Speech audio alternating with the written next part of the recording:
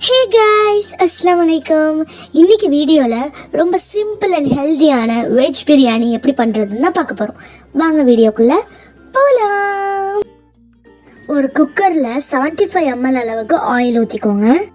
Bay leaf, பட்டை, கிராம்பு, ஏலக்காய் இதெல்லாம் ஆட் பண்ணிக்கோங்க. நீளமாக கட் பண்ணி வச்ச 2 பிக் சைஸ் ஆனியன் ஆட் பண்ணிக்கோங்க.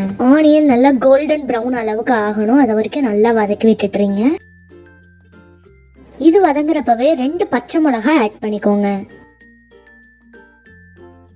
கூடவே கொஞ்சமா மல்லி இலை, கொஞ்சமா புதினா இலை ஆட் பண்ணிக்கோங்க.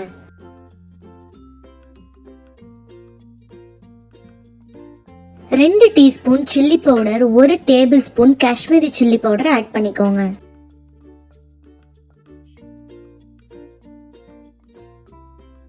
One and half table spoon ginger garlic paste add பண்ணிக்கோங்க.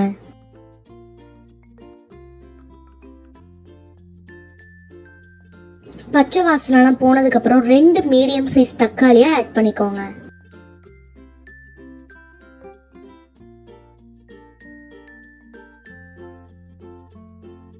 தக்காளி நல்லா மேஷ் ஆனதும் நம்ம வெஜ்ஜஸ்லாம் ஆட் பண்ணிடலாம். நான் இன்னைக்கு பச்சை பட்டாணி, beans, carrot, capsicum and potatoes இதுதான் எடுத்திருக்கேன். உங்களால் எந்த அளவுக்கு குட்டி குட்டியாக கட் பண்ண முடியுமோ அந்த அளவுக்கு கட் பண்ணி ஆட் பண்ணிக்கோங்க. நல்லா மிக்ஸ் பண்ணி விட்டுட்டு 1/2 கப் அளவுக்கு கர்ட் ஆட் பண்ணிக்கோங்க. கிளறி விட்டுட்டு ஒரு 5 மினிட்ஸ் அந்த கர்டுலயே அந்த வெஜிடபிள்ஸை வேக விடுங்க. 1.5 டேபிள் ஸ்பூன் அளவுக்கு நான் இன்னைக்கு சால்ட் சேர்த்துக்கிறேன். 3 டீஸ்பூன் கறி மசாலா பவுடர் ஆட் பண்ணிக்கோங்க. இதுலயே பெப்பர் அண்ட் கியூமின் பவுடர் சேர்ந்தே இருக்கும். உங்கள்கிட்ட இல்லைன்னா நீங்க தனித்தனியா ஆட் பண்ணிக்கோங்க. 1 table spoon garam masala powder add பண்ணிக்கோங்க. இது வீட்லயே செஞ்சது. நான் 1.5 கிளாஸ் பாஸ்மதி ரைஸை வாஷ் பண்ணி ஊற வச்சிருக்கேன். அதுக்கு 4.5 கிளாஸ் நான் வாட்டர் ஆட் பண்ணிக்கிறேன்.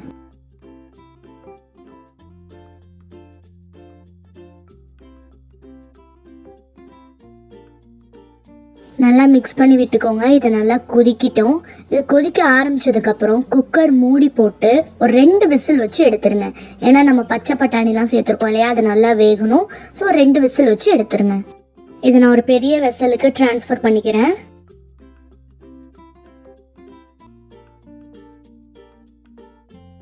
புளிப்பு கம்மியாக இருந்ததுனால நான் ஒரு 1/2 லெமன் ஸ்குவீஸ் பண்ணி விட்டுக்கிறேன். இப்போ நம்ம சோக் பண்ணி வச்சிருந்த ரைஸ் ஆட் பண்ணிடலாம். ஒரு தடவை நல்லா கலந்து விட்டு மூடி போட்டு கொஞ்ச நேரம் கொதிக்க விடுங்க. வாட்டரும் ரைஸும் இந்த மாதிரி ஈக்குவல் லெவல் வந்ததுக்கு அப்புறம் அது நல்லா ஒரு தடவை கிளறி விட்டுட்டு அடுப்பை மீடியம் ஃப்ளேம்ல வச்சுட்டு மூடி போட்டு மேலே தம் போட்டுருங்க. ஒரு 5 மினிட்ஸ் கழிச்சு ஃப்ளேமை லோ ஃப்ளேமா மாத்திருங்க. அவ்வளோதான். அடுத்த 15 to 20 மினிட்ஸ்ல உங்களுக்கு ரைஸ் குக் ஆயிடும். அவ்வளோதான். எவ்வளோ சூப்பரா உதிரி உதிரியா நம்ம டேஸ்டியான வெஜ் பிரியாணி ரெடி ஆயிடுச்சு பாருங்க. வெஜிடபிள்ஸை கொஞ்சம் குட்டி குட்டியா கட் பண்ணி போட்டீங்கன்னா அது வாயில அகப்படாது. ஸோ குழந்தைங்க நல்லா ஈஸியா சாப்பிட்டுருவாங்க. ஸோ அவ்வளோதான். நீங்களும் இந்த ரெசிபியை வீட்டில் ட்ரை பண்ணி பார்த்துட்டு எப்படி இருந்துச்சுன்னு எனக்கு மறக்காம கமெண்ட் பண்ணுங்க. நெக்ஸ்ட் இன்னொரு வீடியோவில் உங்களை மீட் பண்றேன். until then bye bye.